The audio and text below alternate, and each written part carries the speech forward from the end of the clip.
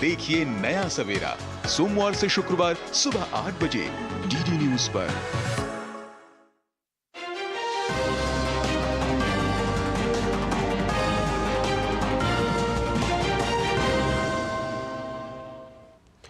नमस्कार, DD news में आपका स्वागत है। मैं हूं चंद्रशेखर जोशी और आइए सबसे पहले देखते हैं इस वक्त की हेडलाइंस। प्रधानमंत्री नरेंद्र मोदी ने बजट उपरांत वेबिनार में एमएसएमई क्षेत्र को मजबूत करने का जताया संकल्प। कहा, पिछले 10 सालों में भारत ने सुधार, वित्तीय अनुशासन, पारदर्शिता और समावेशी विकास के प्रति दिखाई है प्रतिबद्धता। बुधवार को रोजगार पर बजट पश्चात वेबिनार को करेंगे संबोधित।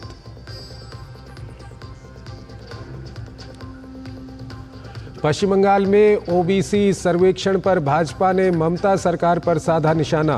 भाजपा नेता जगन्नाथ चटर्जी ने कहा, विधानसभा चुनाव से पहले टीएमसी सरकार द्वारा हिंदू ओबीसी को संपूर्ण 17% आरक्षण से बाहर करने का है अवैध प्रयास।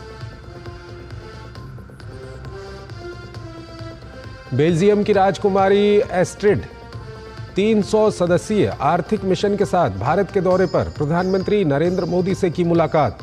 पीएम मोदी ने कहा, दोनों देशों के लोगों के लिए खुलेंगे असीमित अवसरों के द्वार।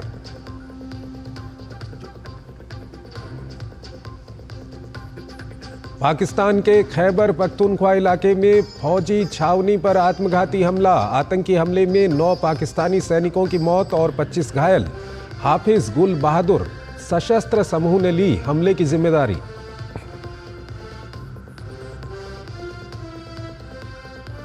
चैंपियंस ट्रॉफी के फाइनल में पहुंचा भारत। सेमीफाइनल के जबरदस्त मुकाबले में टीम इंडिया ने ऑस्ट्रेलिया को दी मात। विराट कोहली ने खेली 84 रन की शानदार पारी।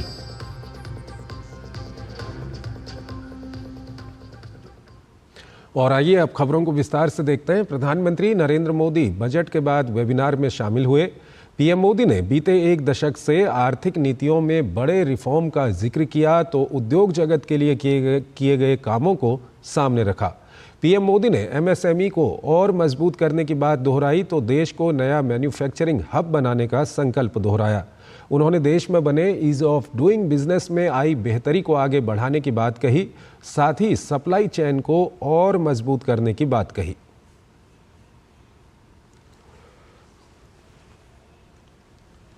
भारत को हर एक क्षेत्र में मैन्युफैक्चरिंग हब बनाने, विश्व स्तरीय उत्पादों के निर्यात को बढ़ाने पर प्रधानमंत्री का पूरा जोर है। पोस्ट बजट वेबिनार में उन्होंने कहा कि विकास के लिए एक स्टेबल पॉलिसी, बेहतर बिजनेस एनवायरनमेंट फ्रेंडली नीति जरूरी है, जिसे मौजूदा सरकार ने बीते 10 सालों में निरंतरता और पारदर्शिता के साथ अपनाया हुआ है। प्रधानमंत्री ने आह्वान किया कि वैश्विक अपेक्षाओं के बीच विनिर्माण क्षेत्र को एक दर्शक की तरह नहीं बल्कि अपनी भूमिकाओं को तराशने और अवसर को तलाशने का वक्त है और सरकार इसमें कदम दर कदम उद्यमियों के साथ है। मैन्युफैक्चरिंग और एक्सपोर्ट को बढ़ावा देने के लिए हमने 2 मिशन शुरू करने का फैसला किया है। हम बेहतर टेक्नोलॉजी और क्वालिटी प्रोडक्ट्स पर फोकस कर रहे हैं और लागत कम करने के लिए स्किलिंग पर जोर दे रहे हैं। मैं चाहूंगा कि यहां मौजूद सभी स्टेक होल्डर्स ऐसे नए प्रोडक्ट्स की पहचान करें जिनकी वर्ल्ड में डिमांड है, जिनकी मैन्युफैक्चरिंग हम कर सकते हैं। रिफॉर्म, वित्तीय अनुशासन, साधारण आयकर की व्यवस्था और 40,000 कंप्लायंस को खत्म करके सरकार ने ईज ऑफ डूइंग बिजनेस को बढ़ावा दिया है। प्रधानमंत्री ने कहा कि देश में एमएसएमई की संख्या पहले के मुकाबले बढ़कर 6 करोड़ हो चुकी है, जबकि एमएसएमई को मिलने वाला ऋण भी बढ़कर 30 लाख करोड़ रुपए का हो चुका है। ये आत्मनिर्भर भारत का विजन है, जिसकी बदौलत भारत दुनिया का ग्रोथ सेंटर बना हुआ है। आज दुनिया राजनीतिक अनिश्चितता के दौर से गुजर रही है। पूरी दुनिया भारत को एक ग्रोथ सेंटर के तौर पर देख रही है। कोविड संकट के दौरान जब ग्लोबल इकोनॉमी में मंदी आई, तब भारत ने ग्लोबल ग्रोथ को रफ्तार दी। ये ऐसे ही नहीं हो गया। हमने आत्मनिर्भर भारत के विजन को आगे बढ़ाया और रिफॉर्म्स की अपनी गति को और तेज किया। रिसर्च नवोन्मेष के जरिए ट्रेडिशनल क्राफ्ट को मॉडर्न तकनीक से जोड़ने का भी प्रधानमंत्री ने आह्वान किया। उन्होंने कहा कि जब दुनिया में अस्थिरता है, सप्लाई चेन बाधित है, ऐसे में भारत में नई संभावनाएं बन रही हैं। Bureau report, DD news. प्रधानमंत्री नरेंद्र मोदी 5 मार्च को दोपहर करीब 1:30 बजे वीडियो कॉन्फ्रेंसिंग के माध्यम से रोजगार पर बजट पश्चात वेबिनार में भाग लेंगे। वेबिनार के मुख्य विषयों में लोगों में निवेश, अर्थव्यवस्था और नवाचार शामिल है। पीएम मोदी कार्यक्रम में मौजूद लोगों को संबोधित भी करेंगे। ये वेबिनार सरकार, उद्योग जगत, शिक्षाविदों और नागरिकों के बीच सहयोग को बढ़ावा देगा और परिवर्तनकारी बजट घोषणाओं को प्रभावी परिणामों में बदलने में मदद करने के लिए चर्चाओं को प्रोत्साहित करेगा। बेल्जियम की राजकुमारी एस्ट्रिड ने दिल्ली में प्रधानमंत्री नरेंद्र मोदी से मुलाकात की। प्रधानमंत्री नरेंद्र मोदी ने अपने सोशल मीडिया एक्स पर इस बात की जानकारी साझा की। पीएम मोदी ने राजकुमारी एस्ट्रिड द्वारा 300 सदस्यीय आर्थिक मिशन के नेतृत्व की सराहना की और कहा कि ये कदम व्यापार, प्रौद्योगिकी, रक्षा, कृषि, जीवन विज्ञान, नवाचार, कौशल और शिक्षा के क्षेत्र में नई साझेदारियों को जन्म देगा। इससे दोनों देशों के लोगों के लिए असीमित अवसरों के द्वार खुलेंगे। केंद्रीय इलेक्ट्रॉनिक्स और सूचना प्रौद्योगिकी मंत्री अश्विनी वैष्णव ने बेल्जियम के प्रतिनिधिमंडल से मुलाकात की। मुलाकात की तस्वीर सोशल मीडिया प्लेटफॉर्म एक्स पर साझा करते हुए लिखा कि बेल्जियम की राजकुमारी एस्ट्रिड के नेतृत्व में बेल्जियम के प्रतिनिधिमंडल से मुलाकात की और स्वच्छ प्रौद्योगिकी, रक्षा, इलेक्ट्रॉनिक्स और अन्य क्षेत्रों में सहयोग पर चर्चा की। अश्विनी वैष्णव ने बेल्जियम के प्रतिनिधिमंडल के साथ ग्रामीण क्षेत्रों में यूपीआई के परिवर्तनकारी प्रभाव को भी साझा किया, जिससे समावेशी विकास को बढ़ावा मिला। वित्त मंत्री निर्मला सीतारमण की अध्यक्षता में मंगलवार को भारत को निवेश अनुकूल बनाना विषय पर वेबिनार आयोजित की गई। वेबिनार को संबोधित करते हुए मुख्य आर्थिक सलाहकार बी अनंत नागेश्वरन ने कहा कि द्विपक्षीय निवेश संधि का नया मॉडल वैश्विक निवेश वातावरण की मांग के आधार पर बनेगा। वेबिनार में विभिन्न विभागों, नियामकों, निजी क्षेत्र के विशेषज्ञों, उद्योग प्रतिनिधियों और विषय विशेषज्ञों ने बजट घोषणाओं के प्रभावशाली कार्यान्वयन को लेकर चर्चा की। राष्ट्रपति भवन में आयोजित विजिटर्स कॉन्फ्रेंस के समापन सत्र को संबोधित करते हुए केंद्रीय शिक्षा मंत्री धर्मेंद्र प्रधान ने कहा कि केंद्र सरकार जल्द ही भारतीय उच्च शिक्षा आयोग यानी HECI के गठन से संबंधित विधेयक संसद में पेश करेगी। उन्होंने कहा कि राष्ट्रीय शिक्षा नीति के विजन के तहत ये आयोग उच्च शिक्षण संस्थानों को सशक्त करने और विकसित भारत के एजेंडा को आगे बढ़ाने का काम करेगा। Our government is soon going to bring before Parliament the Higher Education Commission of India bill in order to strengthen and empower our higher education institutions. HECI will mark a paradigm shift in higher education system with objective to create a more streamlined, responsive and effective regulatory accreditation and standardization framework that enables institutions to reach their full potential. HECI is a key component of the NEP vision for higher education reform that has potential to drive the development agenda for a Vikasit Bharat. केंद्रीय स्वास्थ्य एवं परिवार कल्याण मंत्री जगत प्रकाश नड्डा ने नई दिल्ली में राष्ट्रीय स्वास्थ्य मिशन के मिशन संचालन समूह की 9वीं बैठक की अध्यक्षता की। बैठक में स्वास्थ्य सेवा वितरण को बढ़ाने और NHM के उद्देश्य को प्राप्त करने के उद्देश्य से नीतिगत ढांचे, परिचालन रणनीतियों और वित्तीय मानदंडों पर महत्वपूर्ण चर्चा हुई। इस महत्वपूर्ण बैठक में केंद्रीय स्वास्थ्य एवं परिवार कल्याण राज्य मंत्री प्रताप राव जाधव और अनुप्रिया पटेल, नीति आयोग के उपाध्यक्ष सुमन के बेरी और वीके पॉल सहित भारत सरकार के अन्य मंत्रालयों के वरिष्ठ अधिकारियों ने हिस्सा लिया। दरअसल मिशन स्टीयरिंग ग्रुप NHM के तहत सर्वोच्च नीति निर्माण और संचालन संस्थान है जो स्वास्थ्य क्षेत्र के लिए व्यापक नीति और दिशा प्रदान करता है। भारतीय जन औषधि परियोजना और जेनेरिक दवाओं को बढ़ावा देने के उद्देश्य से हर साल 7 मार्च को जन औषधि दिवस के रूप में मनाया जाता है। 1 से 7 मार्च तक पूरे देश में इस साल भी 7वां जन औषधि दिवस सप्ताह मनाया जा रहा है। इस पूरे सप्ताह आम नागरिकों को जन औषधि केंद्रों पर उपलब्ध सस्ती और गुणवत्तापूर्ण दवाइयों से होने वाले फायदे और बचत के बारे में जागरूक किया जा रहा है। नीति आयोग के सदस्य डॉक्टर वी.के. पॉल ने बताया कि वर्तमान में देश भर में 15,000 से अधिक जन औषधि केंद्र खोले जा चुके हैं, जो देश के सभी जिलों को कवर करते हैं। इस योजना के तहत सरकार ने 31 मार्च 2027 तक देश भर में 25,000 जन औषधि केंद्र खोलने का लक्ष्य रखा है। हम इन दिनों में जन औषधि कार्यक्रम जो है, प्रधानमंत्री बीजेपी कार्यक्रम जो है, उसको एक कैंपेन के रूप में आगे जागरूकता बढ़ाने के लिए काम कर रहे हैं। मुझे बहुत खुशी है बताते हुए कि जन औषधि केंद्रों में 2050 के लगभग दवाइयों का प्रावधान है और लगभग 300 जो सर्जिकल आइटम्स हैं और हेल्थ आइटम्स हैं उनको वहाँ पे मिलता है। 15,000 के लगभग ये जन औषधि केंद्र आज देश में बन गए हैं। 2027 तक इनकी संख्या 25,000 कर दी जाएगी, क्योंकि इतनी एक नोबल मिशन है ये और इतना इम्पॉर्टेंट ये कॉज सर्व करते हैं ये वाला नेटवर्क हमारा इस स्कीम के अंतर्गत, कि जितना भी लोगों तक जाके सस्ती लेकिन इफेक्टिव एफिकेशियस दवाइयाँ मिल पाए। मोटापा केवल ज़्यादा खाने से ही नहीं बल्कि हमारी कुछ अनहेल्दी आदतों से भी बढ़ता है। इसलिए अगर आप फिट हैं और हेल्दी रहना चाहते हैं तो अपनी डेली लाइफ की कुछ आदतों में सुधार करना ज़रूरी है। हर साल 4 मार्च को वर्ल्ड ओबेसिटी डे मनाया जाता है ताकि लोगों को इस स्वास्थ्य समस्या के प्रति जागरूक किया जा सके और उन्हें हेल्दी लाइफ स्टाइल अपनाने के लिए प्रेरित किया जाए। इस मौके पर एम्स दिल्ली में डॉक्टरों के विशेष पैनल ने वैश्विक स्तर पर मोटापे की बढ़ती समस्या के प्रति जागरूकता फैलाने और इसके रोकथाम एवं उपचार के लिए एक सत्र का आयोजन किया।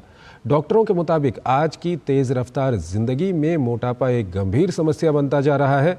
गलत खानपान, सुस्त लाइफ स्टाइल और अनहेल्दी आदतों का तेज़ी से वजन बढ़ाने में बहुत योगदान रहता है।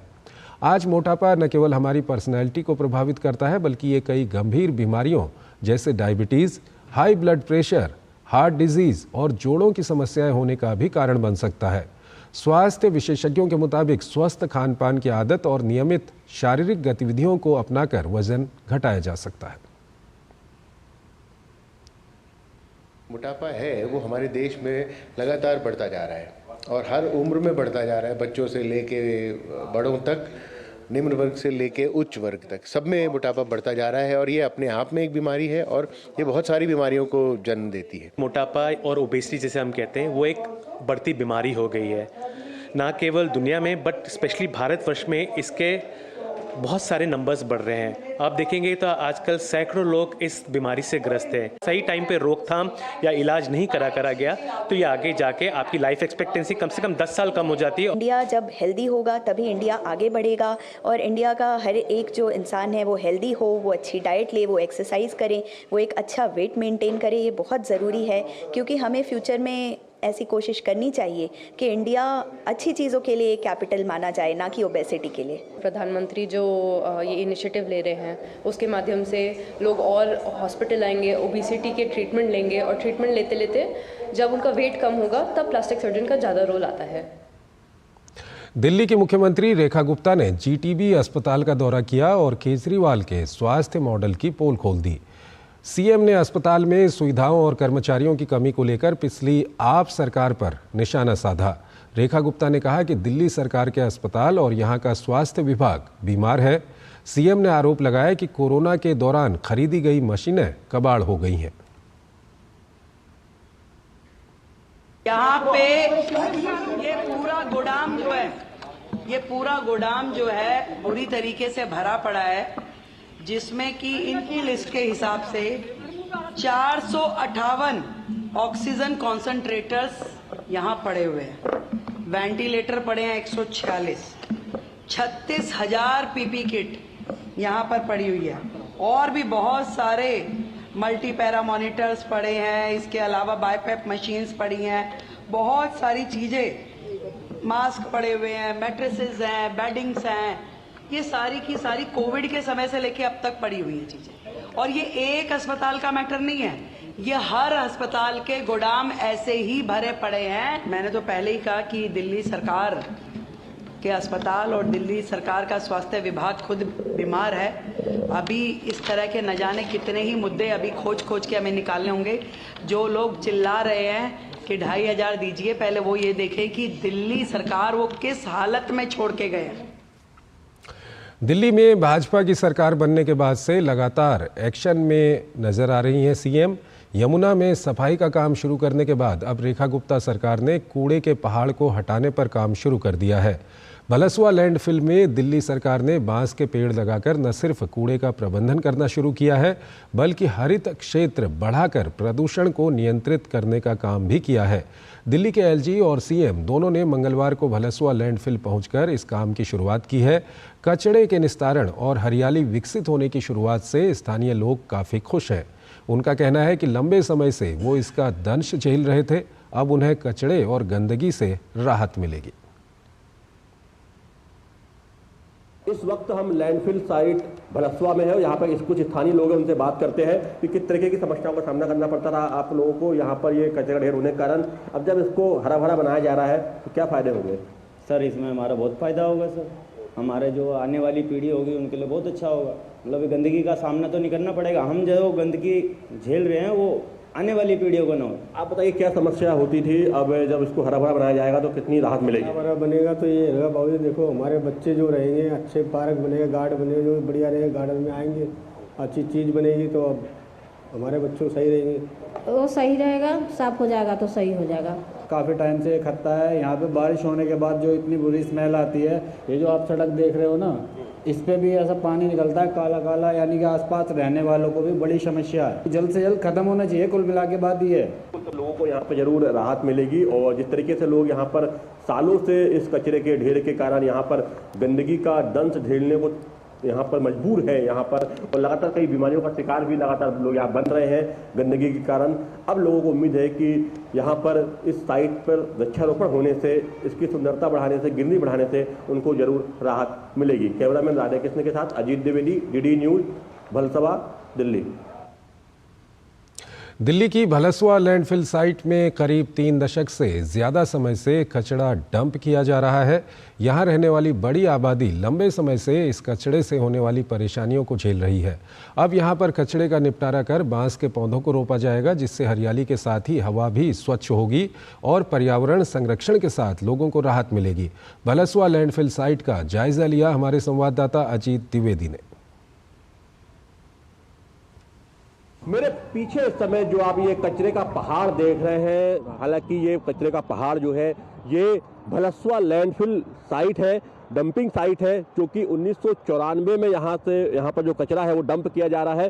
और उत्तर पूर्वी दिल्ली में ये स्थित है। करीब 80 एकड़ में ये पूरी लैंडफिल साइट फैली हुई है और ये जो है ओवरफिल हो चुकी है, लेकिन यहाँ पर लगातार जो है कचरे का डंप किया जाना जारी था। इस साइट के कारण यहाँ पर लोगों को काफ़ी समस्याओं का सामना करना पड़ता था। यहाँ पर लगातार बदबू आती थी, यहाँ पर जो लोग रहते हैं उनको लगातार तमाम स्वास्थ्य संबंधी शिकायतें भी आती थी। पीने का पानी जो है वो तक यहाँ पर खराब हो गया है इस कचरे के ढेर के कारण। अब यहाँ पर दिल्ली के उपराज्यपाल वीके सक्सेना और मुख्यमंत्री रेखा गुप्ता ने यहाँ पर बांस के पौधे लगाने का फैसला किया है। यहाँ पर 1 महीने के अंदर 54,000 बांस के पौधे जो है वो रोपे जाएंगे, जिससे कि यहाँ पर हरियाली विकसित की जाएगी और इस जो लैंडफिल साइट का जो स्वरूप है वो बदला जाएगा, जिससे कि पर्यावरण के अनुकूल ये साइट बने। और साथ ही यहाँ पर जो गंदगी है उसको भी लगातार देख सकते हैं आपकी साफ किया जा रहा है। इस साइट को बनाए लंबा समय हो गया है और यहाँ पर लगातार जो है कचरा डंप होने के कारण यहाँ पर बहुत ऊंचा पहाड़ बन गया था। हालांकि पिछले कुछ प्रयासों से यहाँ पर उपराज्यपाल जो दिल्ली के हैं उनके प्रयासों से यहाँ पर थोड़ा जो हाइट थी वो कम हुई थी, करीब 15 फीट तक, लेकिन यहाँ पर इस डंपिंग जो जोन के कारण यहाँ पर लगातार लोगों को समस्याएं बनी हुई थी। अब यहाँ पर पूरी ग्रीनफील्ड विकसित की जा रही है और उम्मीद है कि इसके विकसित होने से लोगों को यहाँ पर राहत जरूर मिलेगी। कैमरामैन राधे कृष्ण के साथ अजीत द्विवेदी, डीडी न्यूज, दिल्ली। आर्थिक रूप से कमजोर वर्ग के बच्चों को दिल्ली के स्कूलों में दाखिले के लिए बुधवार को ड्रॉ निकाला जाएगा। इस बारे में जानकारी देते हुए दिल्ली के शिक्षा मंत्री आशीष सूद ने कहा कि 19 फरवरी तक आवेदन मांगे गए थे, जिसमें कुल 2.5 लाख आवेदन आए हैं। अब इनमें से सार्वजनिक रूप से ड्रॉ निकालकर 38,000 आवेदकों को चुना जाएगा। शिक्षा मंत्री ने साथ ही ये भी बताया कि इन आवेदकों को एडमिशन लेने के बाद कोई दिक्कत ना हो, इसका भी ध्यान रखा जाएगा। EWS कैटेगरी में एडमिशन किए जाते हैं। इस साल का भी वो एडमिशन का प्रोसेस शुरू हो रहा है। इस बार इस प्रोसेस को और ट्रांसपेरेंट बनाने का काम हम सब ने किया है। इस बार ये प्रोसेस 3 फरवरी से शुरू हुआ था। 19 फरवरी को इसका लास्ट एप्लीकेशन ले ली गई थी। 2.5 लाख एप्लीकेशन आई है, जिसमें 38,000 EWS कैटेगरी के बच्चों को दाखिला मिलने के लिए कल ड्रॉ ऑफ लॉट किया जाएगा, जो डायरेक्टरेट ऑफ एजुकेशन के हॉल में 2:30 बजे किया जाएगा। तेलंगाना में बीजेपी को बड़ी सफलता मिली है। तेलंगाना विधान परिषद के शिक्षक निर्वाचन क्षेत्र से बीजेपी समर्थित उम्मीदवार ने जीत हासिल की और एक अन्य शिक्षक निर्वाचन क्षेत्र से निर्दलीय उम्मीदवार विजयी हुआ है। भाजपा समर्थित मलका कोमरैया ने मेंढक, निजामाबाद, आदिलाबाद, करीमनगर शिक्षक निर्वाचन क्षेत्र से जीत दर्ज की, जबकि निर्दलीय उम्मीदवार श्रीपाल रेड्डी पिंगली ने वारंगल, खम्मम, नलगोंडा शिक्षक निर्वाचन क्षेत्र से जीत हासिल की। 2 शिक्षक निर्वाचन क्षेत्रों के नतीजे सोमवार देर शाम घोषित किए गए। 3 विधान परिषद सीटों के लिए मतदान 27 फरवरी को मतपत्रों के जरिए वरीयता मतदान प्रणाली के तहत हुआ था। केंद्रीय मंत्री बी संजय कुमार ने कोमरैया की जीत को ऐतिहासिक बताया और कहा कि ये प्रधानमंत्री नरेंद्र मोदी के नेतृत्व में शिक्षकों के भरोसे को दर्शाता है। भाजपा ने तीनों सीटों पर उम्मीदवार उतारे, जबकि सत्तारूढ़ कांग्रेस ने केवल स्नातक निर्वाचन क्षेत्र पर चुनाव लड़ा। भारत राष्ट्र समिति ने चुनाव में हिस्सा नहीं लिया। तेलंगाना के प्रभारी और बीजेपी के राष्ट्रीय महामंत्री सुनील बंसल ने उम्मीदवार को बधाई देते हुए सोशल मीडिया एक्स पर लिखा, तेलंगाना में हुए MLC चुनाव में करीमनगर, निजामाबाद, आदिलाबाद, मेंढक शिक्षक क्षेत्र से बीजेपी प्रत्याशी मलका कोमरैया को मिली ऐतिहासिक जीत पर हार्दिक बधाई। ये जीत प्रदेश में भाजपा एवं प्रधानमंत्री नरेंद्र मोदी के बढ़ते जनाधार को प्रदर्शित करती है।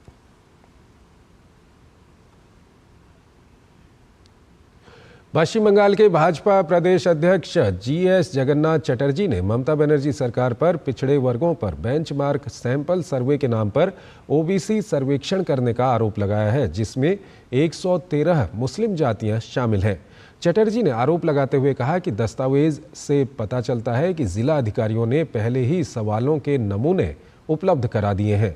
चटर्जी ने दावा किया कि जब पश्चिम बंगाल का OBC मामला पहले से ही सुप्रीम कोर्ट में है और कलकत्ता हाई कोर्ट ने 2011 से जारी सभी OBC प्रमाण पत्र खारिज कर दिए हैं, तो TMC सरकार का ऐसा प्रयास अवैध है।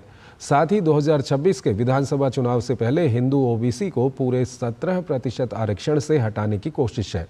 गौरतलब है कि यह आदेश 1 मार्च को जारी किया गया है।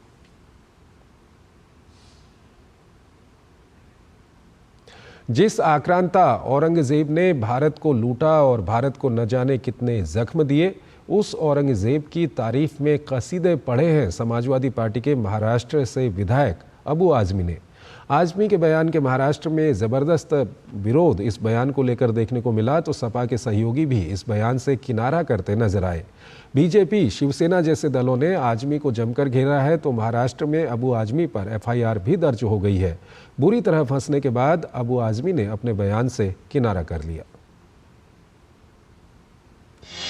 शिवाजी का दुश्मन बना अबू आजमी का नायक, औरंगजेब को बताया महान, मचा सियासी घमासान। महाराष्ट्र ही नहीं पूरे देश में छत्रपति शिवाजी राष्ट्रनायक के तौर पर पूजे जाते हैं और लोगों के दिल में बसते हैं। लेकिन उसी महाराष्ट्र के एक विधायक अबू आजमी ने शिवाजी के दुश्मन औरंगजेब को महान बताकर सियासी बवाल खड़ा कर दिया है। पूरे मामले को विस्तार से बताने से पहले आइए आपको सुनाते हैं अबू आजमी का वो विवादित बयान। औरंगजेब रहमतुल्लाह अलैह ने बहुत सारी मंदिरें बनवाई हैं। क्या बात करते हैं, ये गलत हिस्ट्री। तो आप औरंगजेब को क्रूर शासक नहीं मानते हैं? नहीं, मैं नहीं मानता। अबू आजमी का यही बयान महाराष्ट्र की राजनीति में भूचाल ले आया। मंगलवार को यह मामला महाराष्ट्र विधानसभा में उठा और डिप्टी सीएम एकनाथ शिंदे ने अबू आजमी के खिलाफ देशद्रोह का मामला दर्ज करने की मांग कर दी। सत्तारूढ़ पार्टियों के सदस्यों ने आजमी को सदन से निलंबित करने की मांग की। तमाम और नेताओं ने भी इसकी कड़ी निंदा की। ऐसे अबू आजमी को जिन्होंने देशभक्त का अपमान किया है, शिवाजी महाराज, छत्रपति संभाजी महाराज, ये हमारे राष्ट्र पुरुष थे, ये राष्ट्र पुरुषों का अपमान है, इसलिए उनके ऊपर देशद्रोह का गुना दाखिल करना चाहिए। अबू आजमी जैसे जिहादी को अगर समझता नहीं रहेगा ना, तो फिर उसको जल्दी औरंगजेब के पास भेजना पड़ेगा। सरकार भी भाजपा की यह भी है, केंद्र में भी भाजपा की सरकार है, प्रशासन सब उन्हीं का है, तो फिर क्यों नहीं कार्रवाई हो रही है? यूपी की सियासत में भी इसकी गूंज सुनाई दी। समाजवादी पार्टी जहां अबू आजमी के बयान के समर्थन में दिखी, तो वहीं यूपी सरकार ने इसकी कड़ी निंदा करते हुए सपा पर सवाल खड़े किए। जो टिप्पणी की है उसको ठीक से उप मुख्यमंत्री जो है नहीं समझ पाए, इसलिए वो इस तरह का अनर्गल बेबुनियादी बात कर रहे हैं। छत्रपति शिवाजी महाराज के अपमान को नहीं सहन कर सकता और श्री अखिलेश यादव जी को तत्काल अपने जो सपा के विधायक हैं अबू आजमी के खिलाफ तत्काल कार्रवाई करना चाहिए। औरंगजेब की तारीफ किए जाने के बाद आजमी की मुश्किलें बढ़ती नजर आ रही हैं। शिवसेना समर्थकों ने आजमी के खिलाफ कई जगहों पर विरोध प्रदर्शन किया। ठाणे के वागले एस्टेट पुलिस स्टेशन में सपा नेता के खिलाफ मामला दर्ज किया गया है। शिवसेना सांसद नरेश महास्के की शिकायत के आधार पर अबू आजमी के खिलाफ बीएनएस की धारा 299, 302, 356(1) और 356(2) के तहत मामला दर्ज किया गया है। इससे पहले मुंबई में शिवसेना के प्रवक्ता किरण पावस्कर ने भी अबू आजमी के खिलाफ शिकायत दर्ज कराई थी। मुंबई पुलिस ने आजमी के खिलाफ दर्ज मामले में जांच शुरू कर दी है। बयान पर विवाद बढ़ने पर अबू आजमी बैकफुट पर आए और उन्होंने कहा कि मेरे शब्दों को तोड़ मरोड़ कर पेश किया गया है, मैं बयान वापस लेता हूँ। किसी को लगता है कि मैंने गलत बोला है तो भाई मैं अपनी पूरी स्टेटमेंट को वापस लेता हूँ। वैसे ये पहली बार नहीं है जब अबू आजमी ने औरंगजेब की तारीफ की है। वो इससे पहले साल 2023 में भी औरंगजेब की तारीफ कर चुके हैं। मुंबई से शिशिर सेलार के साथ bureau report, DD news. Central bureau of investigation को बड़ी सफलता हाथ लगी है। सीबीआई ने 3 और 4 मार्च की रात एक ऑपरेशन चलाया था। इस दौरान मुगल सराय में पूर्व मध्य रेलवे के अंतर्गत विभागीय परीक्षा पेपर लीक घोटाले का पता लगाया और उसका भंडाफोड़ किया। इस मामले में एक सीनियर डीईई और 8 अन्य रेलवे अधिकारियों, उम्मीदवार और अज्ञात के खिलाफ मामला दर्ज किया गया है। वहीं सीबीआई ने इस मामले में अब तक कुल 26 रेलवे अधिकारियों को गिरफ्तार किया है। दरअसल पूर्व मध्य रेलवे ने 4 मार्च को मुख्य लोको इंस्पेक्टर के पदों के लिए विभागीय परीक्षा वहां पर होनी थी। इसी को लेकर मुगलसराय में बीती रात 3 जगहों पर सीबीआई ने छापा मारा। जांच के दौरान सीबीआई को कुल 17 अभ्यर्थियों के पास से हाथ से लिखे प्रश्न पत्रों की कॉपी मिली और ये पेपर हूबहू मूल पेपर से मैच करते हैं। इसके अलावा सीबीआई ने 8 स्थानों पर छापा मारा है, जिसमें जांच एजेंसी ने 1 करोड़ 17 लाख रुपये नकद बरामद किए हैं। बताया गया है कि ये रुपये पेपर लीक करने के लिए उम्मीदवारों से वसूले गए थे। मामले में अभी सीबीआई की जांच जारी है। बिहार विधानसभा सत्र के दौरान मुख्यमंत्री नीतीश कुमार ने पूर्ववर्ती राजद सरकार के शासनकाल में बदहाल कानून व्यवस्था को लेकर कहा कि पहले समाज में बहुत विवाद होता था, हिंदू मुस्लिम के बीच बहुत लड़ाई होती थी। उन्होंने कहा कि शिक्षा, चिकित्सा और बिजली व्यवस्था भी बहुत खराब थी, लेकिन हमारी सरकार आने के बाद से राज्य में सभी व्यवस्थाएं सुधरी हैं और डर व भय का वातावरण खत्म हुआ है। उन्होंने कहा कि यहाँ पहले शाम के बाद कोई घर से नहीं निकलता था, लेकिन अब रात के 11 बजे तक चाहे लड़का हो या लड़की हो या महिला हो, सब निकलते हैं। चेन्नई स्थित भाजपा कार्यालय में तमिलनाडु भाजपा अध्यक्ष के अन्नामलाई ने पार्टी की कोर कमेटी की बैठक की अध्यक्षता की। इस बैठक में आगामी राज्य विधानसभा चुनाव के लिए रणनीति पर चर्चा हुई। पश्चिम बंगाल में ओबीसी सर्वेक्षण में धांधली को लेकर भाजपा नेता अमित मालवीय ने ममता बनर्जी पर निशाना साधा है। मालवीय ने सोशल मीडिया प्लेटफॉर्म एक्स पर साझा किए एक पोस्ट में कहा कि पश्चिम बंगाल सरकार ओबीसी के अंदर उपजाति को आधार बनाकर जो सर्वेक्षण कर रही है उसमें भारी अनियमितता देखने को मिल रही है। इस जाति आधारित सर्वेक्षण में राज्य की 113 उपजातियां शामिल हैं, लेकिन केंद्र सरकार की ओबीसी श्रेणी के तहत सूचीबद्ध लोगों को बाहर रखा गया है। वहीं ममता सरकार ने जिन वर्गीकृत लोगों को सूची में रखा है उनमें से 88.49% मुस्लिम समुदाय से हैं। कलकत्ता उच्च न्यायालय ने ममता सरकार के इस फैसले को असंवैधानिक बताया है। फिलहाल ये केस सर्वोच्च न्यायालय के अधीन है। सुप्रीम कोर्ट की ओर से भी मौखिक रूप से कहा जा चुका है कि धर्म के आधार पर आरक्षण नहीं दिया जा सकता। हालांकि तृणमूल कांग्रेस तुष्टीकरण की राजनीति और रोहिंग्या वोट पाने के लिए इस मामले में लगातार हस्तक्षेप कर रही है। केंद्रीय संस्कृति मंत्री गजेंद्र सिंह शेखावत ने नई दिल्ली के राष्ट्रीय आधुनिक कला संग्रहालय में रूस के प्रख्यात कलाकार निकोला रोरिक की 150वीं जयंती के अवसर पर एक प्रदर्शनी का उद्घाटन किया।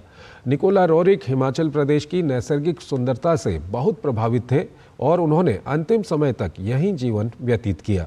उनकी बनाई हुई चित्रकला को देश भर से एकत्रित कर राष्ट्रीय आधुनिक कला संग्रहालय में प्रदर्शित किया गया है। केंद्रीय संस्कृति मंत्री गजेंद्र सिंह शेखावत ने कहा कि ये प्रदर्शनी मानवता के प्रति रोरिक के योगदान के लिए एक श्रद्धांजलि है, जो दोनों देशों के संबंधों को प्रगाढ़ता प्रदान करती है। Rorik, a name that resonates not only in the world of art but also in the realm of culture, spirituality, architecture, philosophy and global peace. He was a visionary who transcends the boundaries of his time. His works continue to inspire, provoke thoughts and capture the imagination of audiences worldwide. रूसी राजदूत Dennis एलिपो ने Nicholas Roerich की उपलब्धियों और योगदानों को याद करते हुए कहा कि निकोलस रोरिक ने अपनी कला से भारत और रूस के बीच सांस्कृतिक संबंधों को मजबूत किया है। Without exaggeration, Nicholas Roerich and his art is a secret key ingredient that makes the affinity between Russia and India so strong and stable. It is well reflected in the principles enshrined in our basic bilateral treaty of friendship of 1993 and Declaration of Strategic Partnership of 2000, such as sovereign equality, mutual understanding and mutual benefit. नई दिल्ली के विज्ञान भवन में पंचायती राज मंत्रालय ने पंचायती राज संस्थाओं की महिला निर्वाचित प्रतिनिधियों के साथ एक राष्ट्रीय कार्यशाला का आयोजन किया। कार्यशाला में देश भर से 1200 की संख्या में प्रतिनिधियों ने हिस्सा लिया। कार्यशाला के शुभारंभ के मौके पर सशक्त पंचायत नेत्री अभियान का शुभारंभ किया गया, जिसमें पंचायती राज मंत्री, महिला एवं बाल विकास मंत्री और केंद्रीय युवा मामले और खेल राज्य मंत्री मौजूद रहे। देखते हैं धीरज कुमार की ये खास रिपोर्ट। सशक्त पंचायत नेत्री अभियान का शुभारंभ केंद्रीय पंचायती राज मंत्री ने किया। देश भर की 1200 से अधिक नवनिर्वाचित पंचायत प्रतिनिधि मौके पर मौजूद रहीं। अभियान के जरिए नवनिर्वाचित पंचायत प्रतिनिधियों के लिए 3 दिवसीय कार्यशाला का आयोजन किया गया है। यहां पंचायत प्रतिनिधि दक्षता हासिल करने, नेतृत्व क्षमता बढ़ाने और आत्मनिर्भर बनने के लिए प्रशिक्षण हासिल करेंगी। जब तक हम 50% आबादी वाले नारी समाज का सशक्तिकरण नहीं करेंगे, नारी का सशक्तिकरण नहीं करेंगे, तब तक हम आत्मनिर्भर भारत और विकसित भारत नहीं बना सकते। नारी बंधन अधिनियम भी उसी दिशा में कदम है और जो आज लाखों की संख्या में, लेकिन आप लाखों कहिए करोड़ों की संख्या में 1.5 बिलियन महिलाएं आज पंचायती राज व्यवस्था से जुड़ी हुई हैं। कार्यक्रम में बोलते हुए केंद्रीय महिला एवं बाल विकास मंत्री ने कहा कि बीते सालों में पंचायती राज में महिलाओं की भागीदारी बढ़ी है। 35 लाख पंचायत प्रतिनिधियों में 14 लाख महिलाएं हैं। अधिकांश महिला प्रतिनिधि वाली संस्थाएं सम्मानित हुई हैं। पंचायतों में महिलाओं ने अपने दमखम से पंचायती विकास को मजबूती दी है। वुमेन लेड डेवलपमेंट अब केवल एक विकल्प नहीं है, यह भारत के विकास के लिए एक अनिवार्यता बन गया है। जिसमें कोई दो राय नहीं कि अगर स्थानीय निकायों और पंचायतों में महिला प्रतिनिधि शामिल होती हैं तो वे स्थानीय प्राथमिकताओं पर खास जोर देती हैं। केंद्रीय युवा मामले और खेल राज्य मंत्री रक्षा निखिल खड़से ने महिला निर्वाचित प्रतिनिधियों का हौसला बढ़ाया। खुद का उदाहरण दिया कि उन्होंने पंचायत से केंद्रीय मंत्री का सफर तय किया है। मेरा खुद का भी अनुभव रहा है कि मैं भी खुद एक पंचायत से आज यहाँ मंत्री तक का मेरा सफ़र रहा है। और पंचायत राज में आप जो सीखते हैं, जो काम करने का मौका मिलता है आपको, तो उस माध्यम से आप आने वाले दिनों में दिल्ली तक आप पहुँच सकते हो। यहाँ तक पहुँच के आप भारत देश के पॉलिसी में भी आपकी भूमिका है, आप निभा सकते हो। राष्ट्र निर्माण में नारी शक्ति की भूमिका पर आधारित इस कार्यशाला में पंचायत प्रतिनिधियों के कार्य में पुरुषों के हस्तक्षेप को रोकने पर चर्चा हुई ताकि महिलाओं का नेतृत्व सामने आ सके। पंचायती राज व्यवस्था में महिलाओं की बढ़ती भागीदारी ये बताने के लिए काफ़ी है कि महिलाएं सशक्त हो रही हैं, आत्मनिर्भर हो रही हैं और हमारा पंचायत भी मजबूत हो रहा है। अब पंचायती राज मंत्रालय का ये जो कार्यशाला है, इसका कार्यशाला का मकसद है कि महिलाएं दक्षता पाएं, आत्मनिर्भर बने और अपने पंचायत के साथ देश के विकास में अहम योगदान दें। कैमरामैन ललित के साथ धीरज कुमार, टेरी न्यूज़, दिल्ली। दिल्ली का भारत मंडपम तैयार है दुनिया भर की फूड एंड हॉस्पिटैलिटी सेक्टर के खिलाड़ियों का स्वागत करने के लिए। मौका है एशिया के सबसे बड़े ब्रांड्स में एक आहार 2025 का। भारत के खान पान उद्योग की धमक और स्वाद की खुशबू धीरे धीरे ही सही वैश्विक स्तर पर अपनी जगह बना रही है।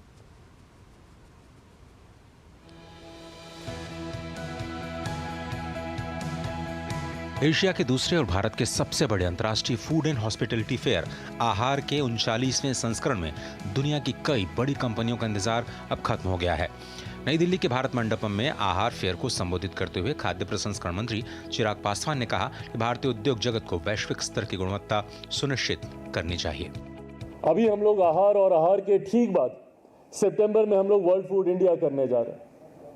मॉफपी ने भी अपने आप को आहार के साथ जोड़ा ही इसी सोच के साथ है कि इवेंचुअली ग्लोबली भारत में दुनिया का सबसे बड़ा वर्ल्ड फूड इवेंट होना चाहिए। 4 से 8 मार्च तक होने वाले इस वैश्विक मंच पर 17 देशों के 1700 से ज्यादा कारोबारी हिस्सा ले रहे हैं। प्रोसेस्ड फूड से लेकर के रेडी टू ईट प्रोडक्ट्स तक, देशी मसालों की खुशबू से लेकर इंटरनेशनल बेकिंग ब्रांड्स तक, सब कुछ एक ही छत के नीचे अपने उत्पादों और सेवाओं का प्रदर्शन कर रहे हैं। आहार में हिस्सा लेने वाले कारोबारियों के लिए ये वैश्विक होने का अवसर है। जितने फूड प्रोसेसिंग इंडस्ट्री है, इंग्रेडिएंट्स है एंड B2B बिजनेस है, सारे लोग यहाँ पे आते हैं, इकट्ठा होते हैं, कस्टमर्स आते हैं to see the innovations.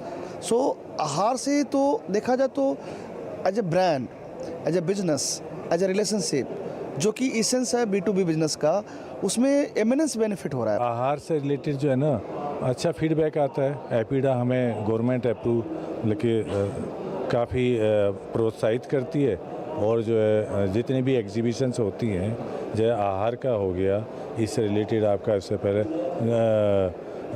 Indus food है या बायोफैक है, तो हर उसमें पार्टिसिपेशन का मौका मिलता है। आज अगर स्पेसिफिकली घी की बात करूँ तो 3200 बिलियन का मार्केट कैप है आज इंडिया का, and we are growing very rapidly. और अगर मैं इंटरनेशनल मार्केट की भी बात करूँ, we are already exporting it to few countries. So जहाँ वेजिटेबल घी was the main source for them. तो अगर आप खाने पीने के शौकीन हैं या फिर संबंधित उद्योगों में अपने हाथ आजमाना चाहते हैं, तो भारत का सबसे बड़ा फूड और हॉस्पिटैलिटी ट्रेड शो आपका इंतजार कर रहा है। Ajay Mishra, DD news, Delhi. भारतीय जनसंचार संस्थान के 56वें दीक्षांत समारोह में मंगलवार को केंद्रीय सूचना एवं प्रसारण मंत्री अश्विनी वैष्णव ने युवाओं का हौसला बढ़ाते हुए कहा कि आने वाले दिनों में IIMC न सिर्फ विश्व स्तरीय विश्वविद्यालय बनेगा, बल्कि जनसंचार से जुड़ी हर आधुनिक टेक्नोलॉजी भी इस संस्थान में उपलब्ध रहेगी। देश के प्रतिष्ठित संस्थानों में से एक भारतीय जनसंचार संस्थान के 56वें दीक्षांत समारोह में मंगलवार को केंद्रीय सूचना एवं प्रसारण मंत्री अश्विनी वैष्णव मुख्य अतिथि के रूप में शामिल हुए। इस दौरान केंद्रीय मंत्री ने वर्ष 2023-24 बैच के विद्यार्थियों को पोस्ट ग्रेजुएट डिप्लोमा सर्टिफिकेट प्रदान किए। इसके अलावा 36 विद्यार्थियों को भी अलग अलग पुरस्कारों से सम्मानित किया गया। केंद्रीय मंत्री ने इस दौरान छात्रों से कभी भी निराश नहीं होने और अपने लक्ष्य की ओर बढ़ते रहने के लिए प्रेरित किया। फोकस रख के जो गोल है उस गोल की तरफ फुल्ली कमिटेड रह के और जिस एनर्जी के साथ आज आप यहाँ बैठे हो उसी एनर्जी के साथ अगर काम में लगे रहोगे तो every challenge will vanish, it will melt. आपके सामने कोई चैलेंज खड़ा नहीं रहेगा। समारोह में IIMC नई दिल्ली और इसके 5 क्षेत्रीय परिसरों ढेंकनाल, आइजोल, अमरावती, कोट्टायम और जम्मू के छात्रों को डिप्लोमा प्रदान किए गए। इस महत्वपूर्ण अवसर पर IIMC के कुलाधिपति, विशिष्ट संकाय सदस्य और अतिथि उपस्थित रहे। इस दौरान दीक्षांत समारोह में शामिल हुए छात्रों ने अपने अनुभवों को यादगार बताया। मुझे अश्विनी वैष्णव जी से मेडल मिला, मुझे बहुत खुशी है और IIMC की जर्नी एक बहुत यादगार रही और इट्स ट्रूली रिमार्केबल। मुझे हिंदी पत्रकारिता से अशोक जी पुरस्कार मिला है जिसके लिए मैं बहुत खुश हूँ और इसका श्रेय मैं अपने माता पिता को देना चाहूँगी।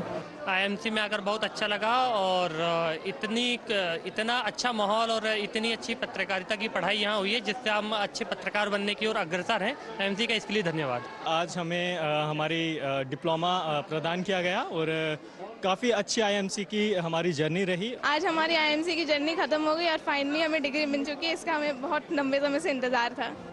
वर्ष 1965 में स्थापित IIMC हिंदी पत्रकारिता, अंग्रेजी पत्रकारिता, विज्ञापन एवं जनसंपर्क, रेडियो एवं television, digital media, Odia, Marathi, Malayalam और उर्दू पत्रकारिता में PG डिप्लोमा पाठ्यक्रम संचालित करता है।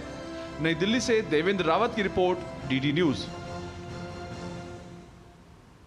केंद्रीय औद्योगिक सुरक्षा बल अपने 56वें स्थापना दिवस को एक अनूठी पहल के साथ मना रहा है। सुरक्षित तट, समृद्ध भारत विषय पर एक साइकिल रैली निकाली जा रही है। ये रैली 7 मार्च को शुरू होगी। ये रैली 6553 किलोमीटर मुख्य भूमि तटरेखा को पार करेगी। ग्रेट इंडियन कोस्टल साइक्लोथॉन 25 दिनों में पूरा होगा और इसमें CISF के 125 जवान शामिल होंगे। साइकिल चालकों की 2 टीमें एक साथ इस यात्रा पर निकलेंगी। एक कच्छ, गुजरात में लखपत किले से शुरू होगी और दूसरी दक्षिण 24 परगना, पश्चिम बंगाल में बखाली से शुरू होगी। भारत की तटीय सड़कों को पार करने के बाद 31 मार्च 2025 को सभी जवान तमिलनाडु के कन्याकुमारी में प्रतीकात्मक विवेकानंद रॉक मेमोरियल में एकत्रित होंगे। यह एक अनूठी साइकिल रैली होगी जो भारत की मुख्य भूमि तट रेखा को पार करते हुए 6553 किलोमीटर का रास्ता तय करेगी। 2 साइकिल चालक दल एक साथ इस असाधारण यात्रा पर निकलेंगे।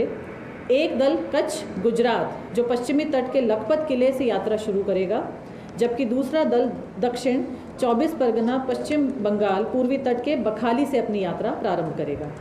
25 दिनों तक भारत की तटीय सड़कों पर यात्रा करने के बाद दोनों दल 31 मार्च 2025 को तमिलनाडु के कन्याकुमारी स्थित प्रतीकात्मक विवेकानंद रॉक मेमोरियल में एकत्रित होंगे। पाकिस्तान के खैबर पख्तूनख्वा सूबे में स्थित एक मिलिट्री कैंप में बड़ा विस्फोट हुआ है। इस विस्फोट में 9 पाकिस्तानी सैनिकों के मारे जाने और 25 के घायल होने की खबर है। पुलिस ने बताया है कि मंगलवार शाम को एक आतंकवादी समूह के 2 आत्मघाती हमलावरों ने विस्फोटकों से लदी 2 कारों को उत्तर पश्चिमी पाकिस्तान में एक सैन्य परिसर में घुसा दिया, जिससे बड़े विस्फोट हुए। इस हमले की जिम्मेदारी हाफिज गुल बहादुर सशस्त्र समूह ने ली है, जो 2001 से अमेरिका के नेतृत्व वाले नाटो गठबंधन के खिलाफ युद्ध में अफगान तालिबान का सक्रिय रूप से समर्थन कर रहा है।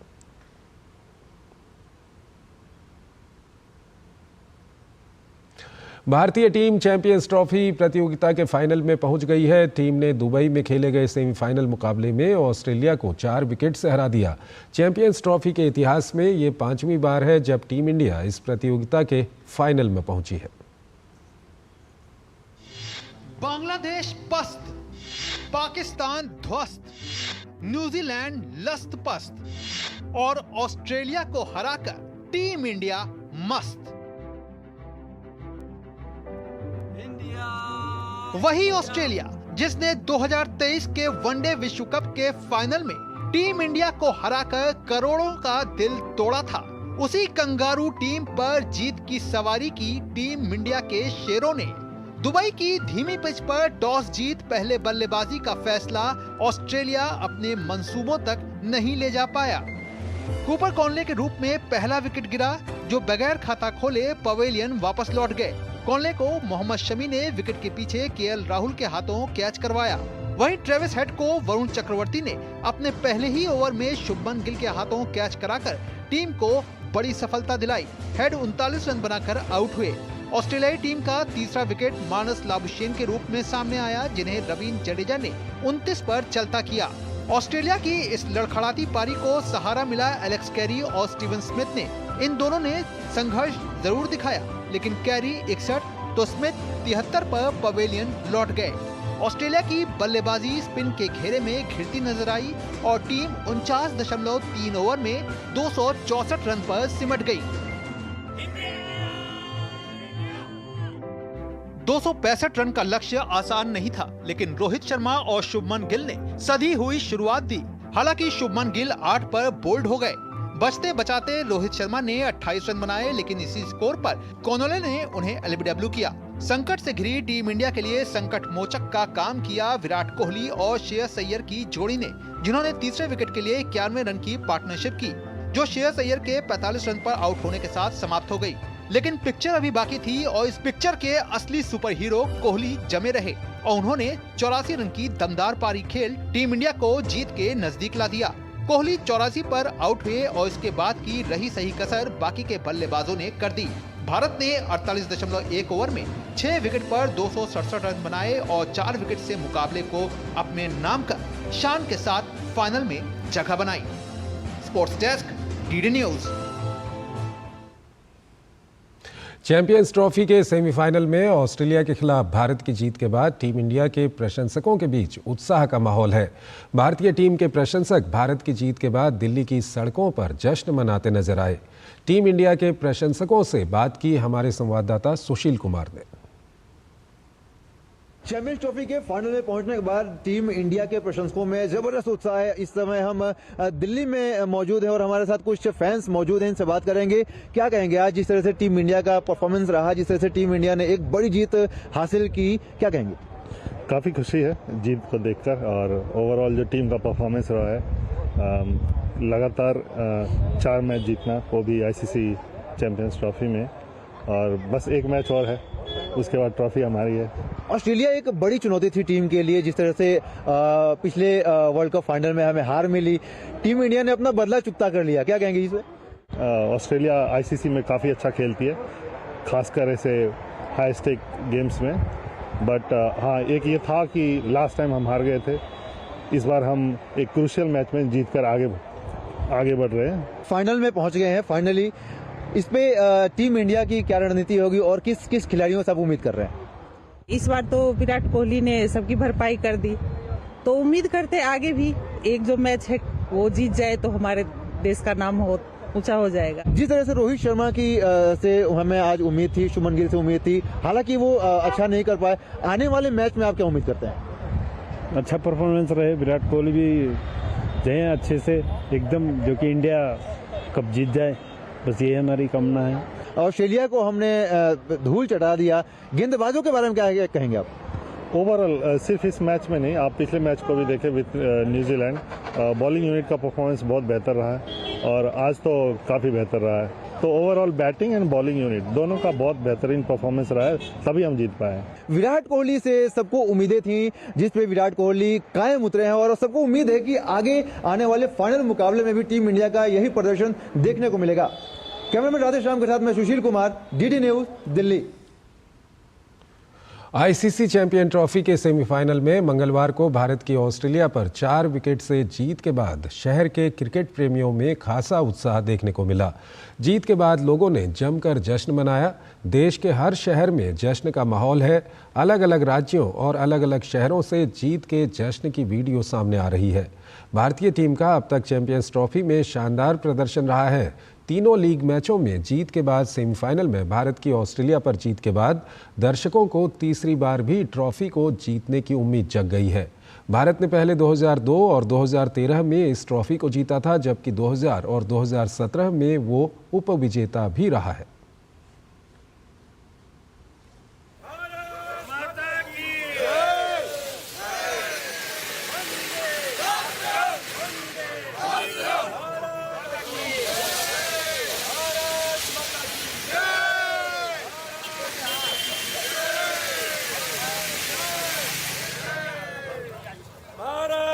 माता की भारत माता भाई साहब देखते कोई नहीं है टक्कर में भारत माता की भारत माता की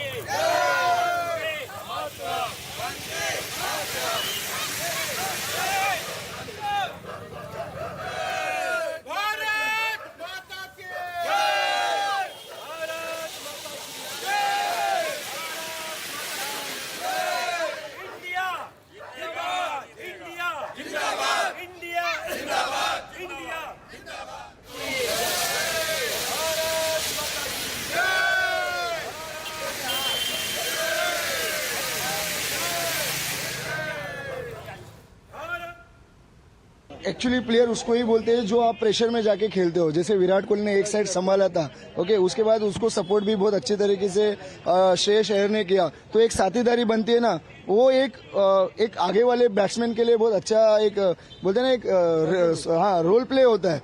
फिर वो आगे जाके फिर बाकी प्लेयर्स भी आएंगे तो उनके लिए बहुत अच्छा एक लाइन बन जाता है ना वो खेलने के लिए। तो Kohli was the best on best है वो। इस समय हम लोग डेफिनेटली चैंपियन ट्रॉफी मारेंगे। अच्छा लगा इंडिया जीता, बहुत खुशी है। वो भी ऑस्ट्रेलिया को हराया तो और ही खुशी हो रही है। उन्हें हमें 2 साल पहले हराया था और उनको 2 साल के बाद में हमने करारा जवाब देके दिखाया। हम दिखा दिया कैसे इंडिया वाले दमदार है। इंडिया वाले विराट कोहली, क्योंकि जो मैच्योरिटी से उसने इनिंग्स को संभाला है 2 विकेट गिरने के बाद, दैट वाज अमेजिंग। सेल्फलेस खेलना चाहिए, इंडिया को जिताना है। बहुत खुश है यार, इंडिया जीत गया। लास्ट टाइम ऑस्ट्रेलिया से हमारे थे, ट्रेविस हेड को स्टार्टिंग में आउट करके, उससे ज़्यादा खुश कौन नहीं हो सकता है। फिर फाइनल में जरूर जीतेंगे, फाइनल भी। वर्ल्ड कप इंडिया जीतेगी, भारत माता की, भारत माता की। इंडिया बहुत अच्छा खेल रही है, जैसे रोहित शर्मा है बहुत अच्छा खेले हैं, कोहली भी बहुत अच्छा खेले हैं, आगे भी बहुत अच्छा खेलेंगे। हम लोग को बहुत खुशी हुई। फाइनल मैच जो है इंडिया ही जीतेगी, इंडिया ही लेके जाएगी। ये हमारे भारत देश के लिए बहुत ही बड़ा खुशखबरी है कि ऑस्ट्रेलिया को उसने बीट किया और फाइनल में फाइनली पहुंच गया। भारतीय टीम की जीत पर दुबई में मौजूद क्रिकेट प्रेमी काफ़ी खुश नजर आए। उनका कहना है कि टीम इंडिया हर हाल में खिताब जीतने में सफल रहेगी।